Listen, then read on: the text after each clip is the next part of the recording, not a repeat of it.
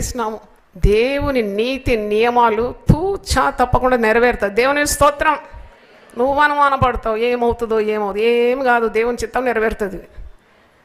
మరి మా నాన్నగారు విడిచి వెళ్ళిన సేవను అసలు ఆశకు గతి లేని నా మీద వారికి అందరూ చేస్తారేమో అనుకొని ఊహించినారు. కానీ ఇల్లు కట్టువారు నిషేధించిన రాయి మూలకు తలరాయి అయిపోయింది. దేవుని స్తోత్రం. ఇది యెహోవా వలన కలిగిన కార్యం. ఇది మన కన్నులకు ఆశ్చర్యం. అది నా మీద అసలు మనకేమి ఆశ లేకుండింది. కానీ దేవుడు నన్నే నిలబెట్టినాడు. చేయి దేవుని సేవ. నీ తండ్రి వదిలిపెట్టిన టార్చ్ పట్టుకో, ముందు నాడు. మరి ఇప్పుడు నా వెనక ఎవరు వస్తారో నాకు తెలియదు. It's none of my business.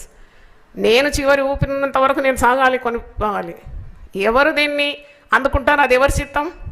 దేవుని చిత్తం. అవునా కాదా? లేదు నేను అనుకున్న